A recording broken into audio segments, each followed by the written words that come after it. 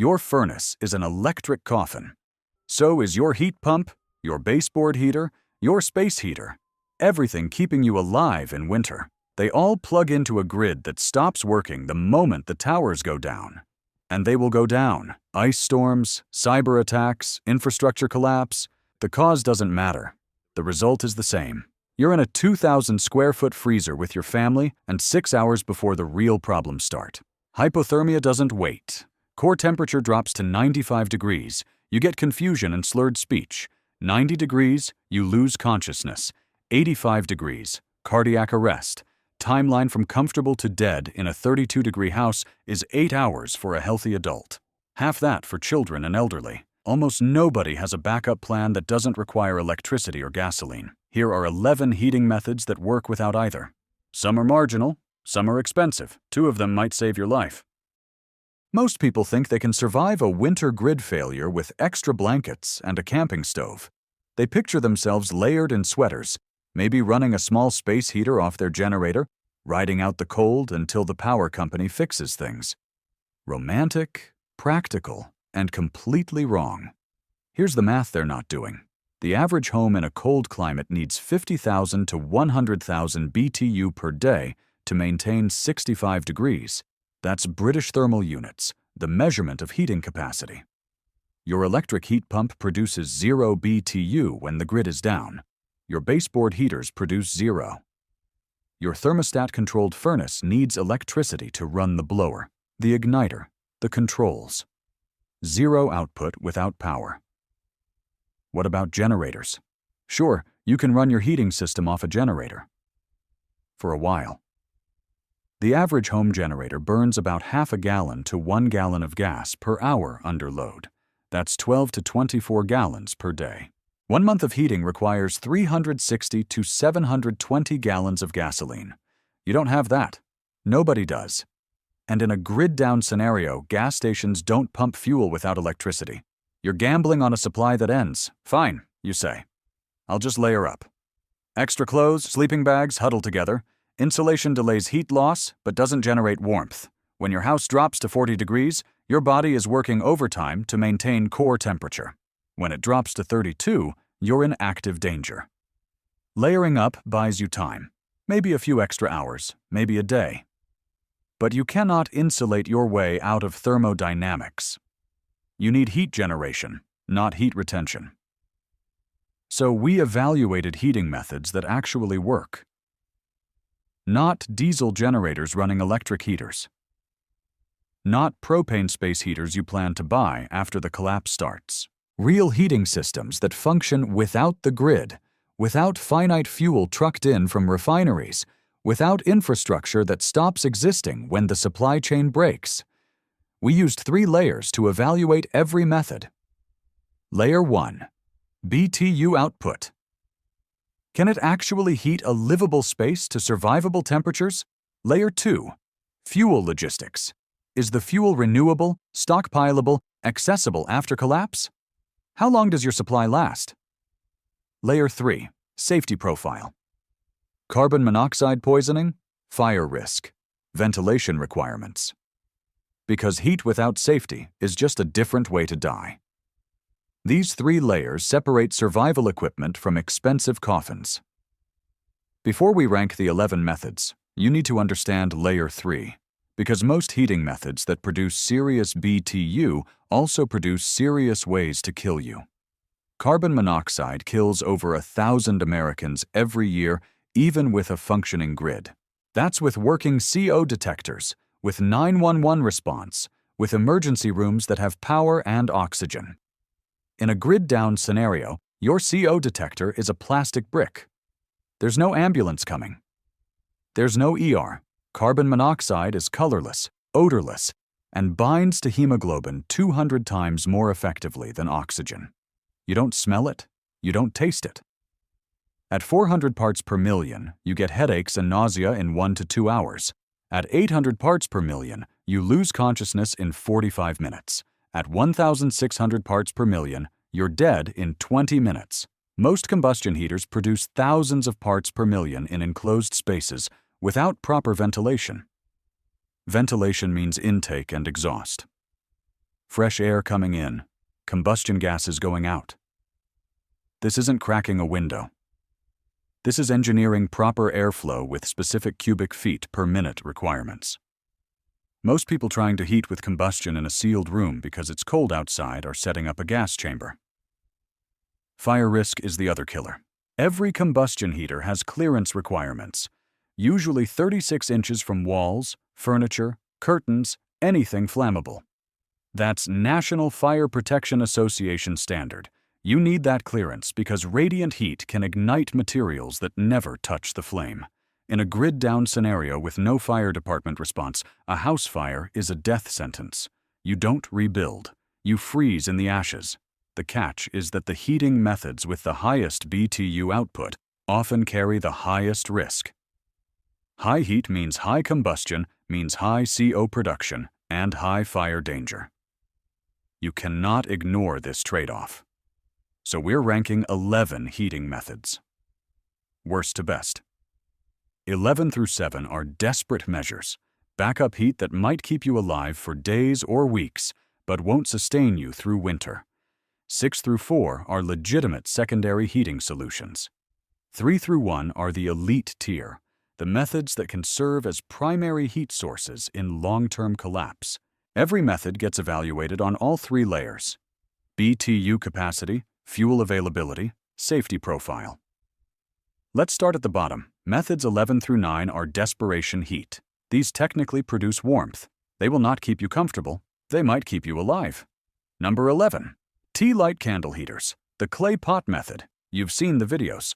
4 tea light candles under an inverted terracotta pot, supposedly radiating heat into your room.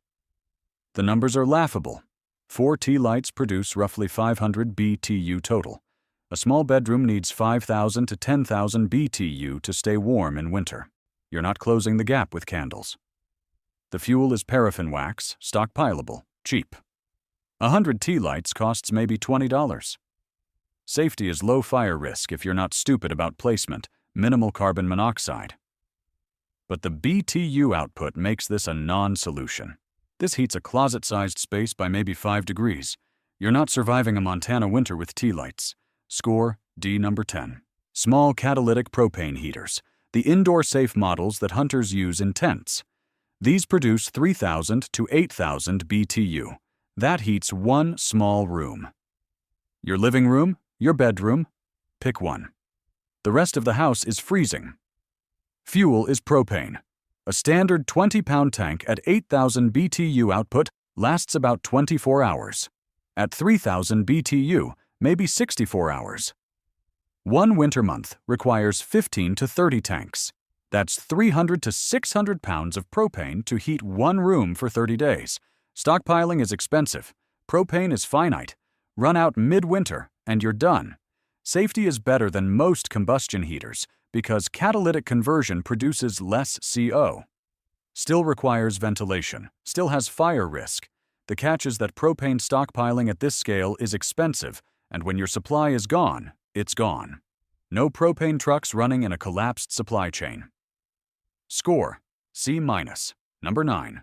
Portable kerosene heaters, the wick-style units that produce 9,000 to 23,000 BTU. This heats a medium room or a small home if you're not picky about temperature. Real heat output. Actually useful. Fuel is kerosene. 1 gallon contains 135,000 BTU. At 15,000 BTU output, that gallon lasts about 9 hours. 1 day of heating requires 2 to 3 gallons. 1 month requires 60 to 90 gallons. You can stockpile this. The problem is shelf life. Kerosene degrades in storage. Even with stabilizers, you're looking at 2 years maximum before it starts breaking down. Long-term collapse means your fuel supply ages out. Safety is where kerosene gets dangerous. High carbon monoxide production. You need serious ventilation, windows cracked, air circulation. The fuel smell is strong, pervasive, nauseating if you're sensitive. Fire risk is real. The catch is finite fuel with expiration date. Score C+. Methods 8 through 6 move from desperate to legitimate. These are real backup heating solutions that can sustain you through weeks of grid-down conditions. Number 8. Alcohol burners, denatured ethanol or isopropyl alcohol in purpose-built heaters. Output is 7,000 to 9,000 BTU depending on design.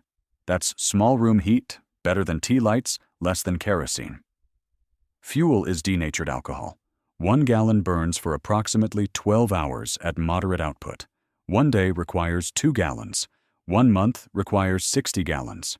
You can stockpile this, but it's space-intensive. 60 gallons is serious storage commitment. 1 winter in a small space requires 180 to 200 gallons. Safety is cleaner than kerosene. Lower carbon monoxide production, no fuel smell. Still requires ventilation, but less aggressive than other combustion methods. The catch is volume. Stockpiling enough alcohol for 1 winter takes significant space and money. But if you have the room and the budget, this works as backup heat. Score B-. Number 7.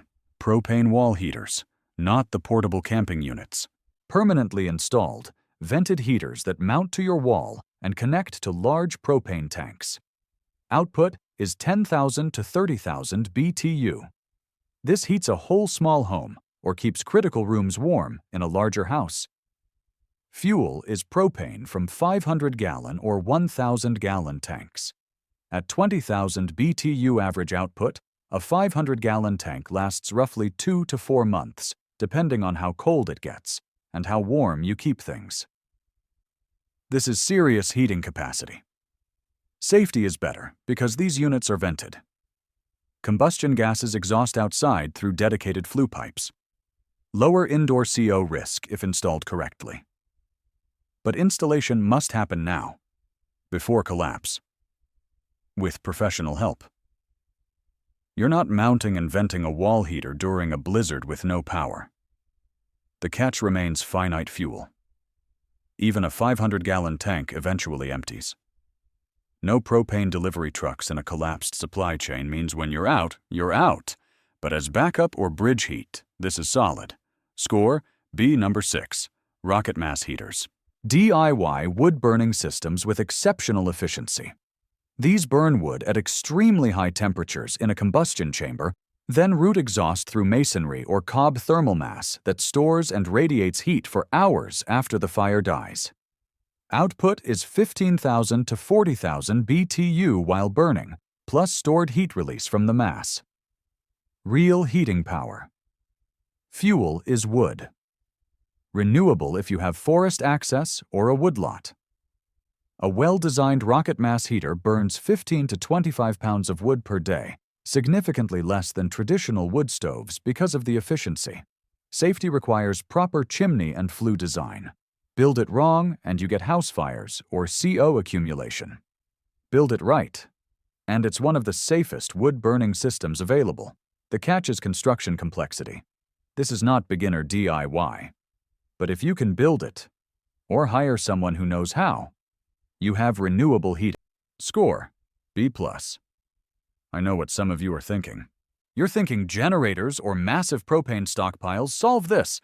Let's do the math and see why you're wrong. Delusion 1. I'll just run a generator to power my electric heating. Your generator burns half a gallon to 1 gallon of gasoline per hour under continuous load. Your electric space heater draws 1,500 watts. That's continuous load. 24 hours of heating requires 12 to 24 gallons of gas. 1 month requires 360 to 720 gallons. Think about that number, 720 gallons. Where are you storing 720 gallons of gasoline? That's roughly 15 55-gallon drums. The fire hazard is catastrophic. 1 spark and your property is an inferno. And gasoline degrades. Even with stabilizer, you're looking at 6 months to 1 year before it starts breaking down, gumming up carburetors, failing to combust properly. But here's the real problem. In a grid-down collapse scenario, gas stations don't pump fuel. The pumps run on electricity. Your local station might have 10,000 gallons in underground tanks, but without power, that fuel is inaccessible. You can't resupply. Your 720-gallon stockpile, even if you could safely store it, buys you 1 winter. Then what? A generator is not a heating solution. It's a very loud way to postpone the inevitable. Delusion 2. I'll stockpile 5 years' worth of propane. Let's say you heat with propane and you're smart enough to install large tanks. Whole home propane heating consumes 500 to 1,000 gallons per winter, depending on your climate and how warm you keep things. 5 winters requires 2,500 to 5,000 gallons. That's 5 1,000-gallon tanks or 10 500-gallon tanks.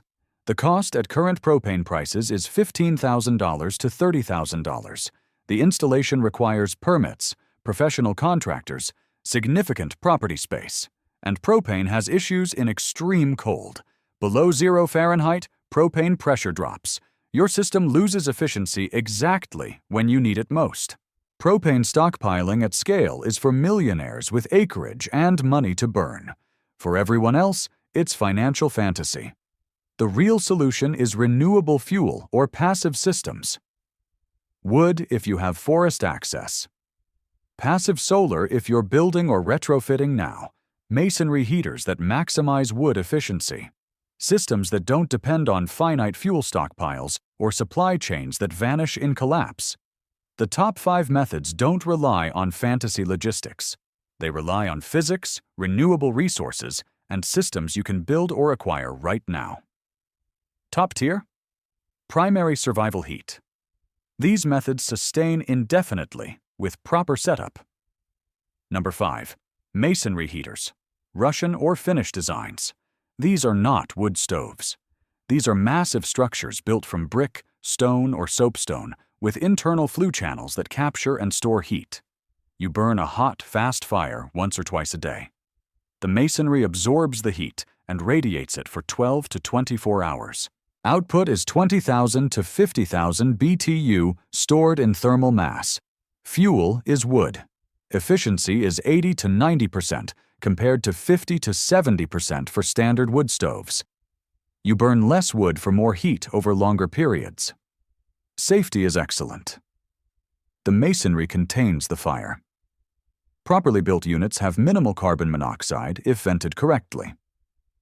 The catch is cost and expertise. These require skilled masons. Installation costs $5,000 to $15,000.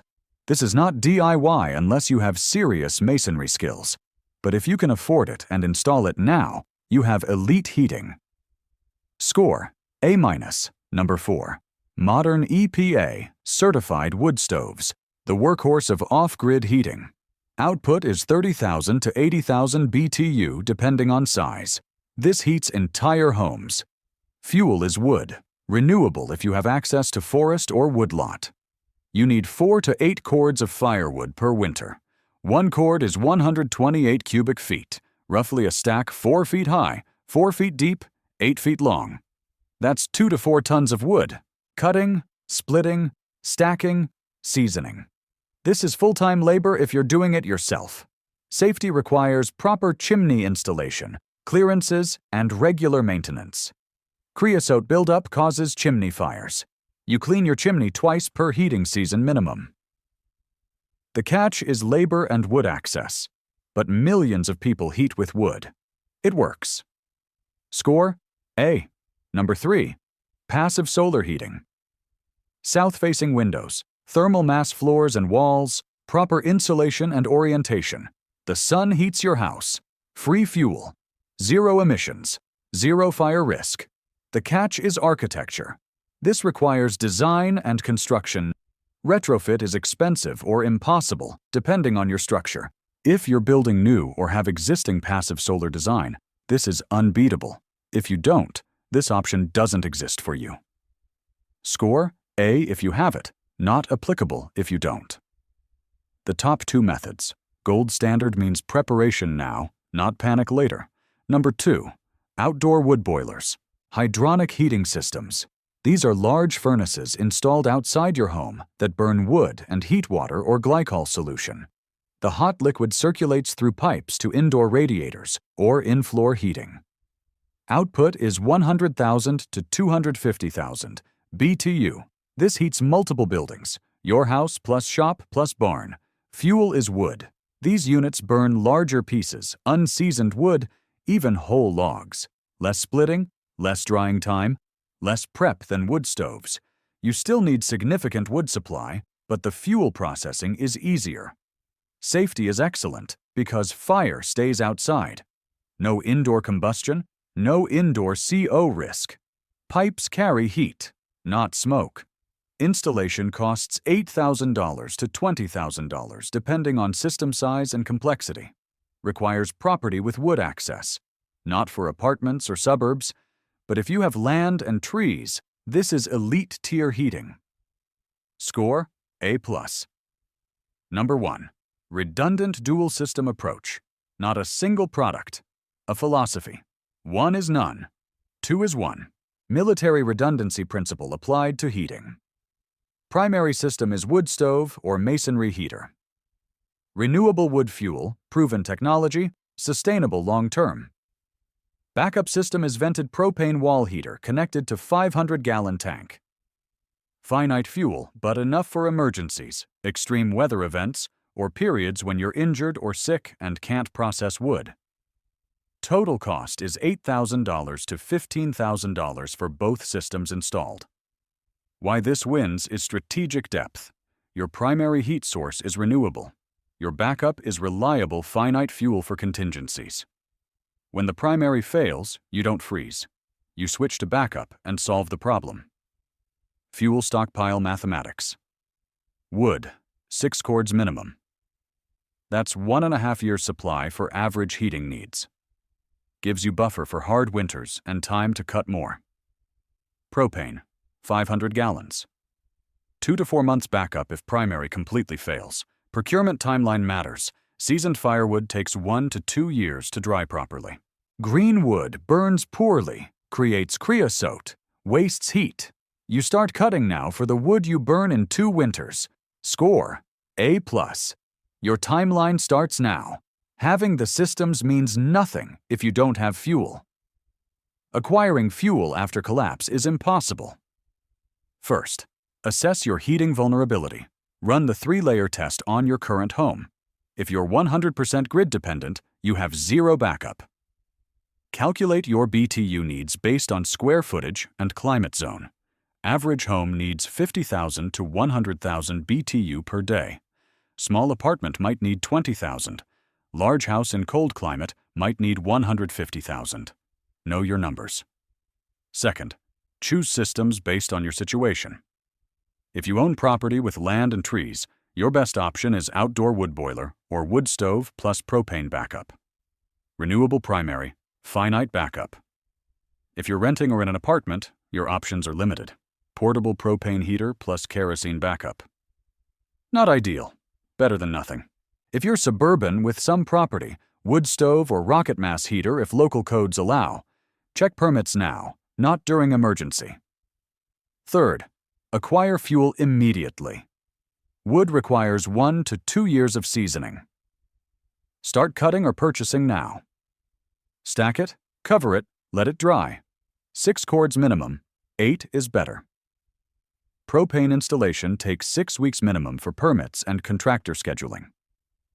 Order your 500-gallon tank now. Fill it before prices spike or supply chains break. Stockpile formula is 1.5 winters of primary fuel plus 0.5 winter of backup fuel. Fourth, test systems before you need them. Run your backup heat monthly. Verify operation. Practice fuel management. Learn the maintenance. Wood stoves need chimney cleaning twice per season. Propane systems need tank level monitoring and valve checks. The time to prepare was yesterday. Second best time is now. Seasoned firewood takes 2 years. Propane tanks take 6 weeks. Masonry heaters take 3 months to build. When the grid fails in January and your house is dropping to freezing, hardware stores don't have inventory and contractors don't answer phones. 11 methods. 3 layers. 0 electricity. Infinite cold.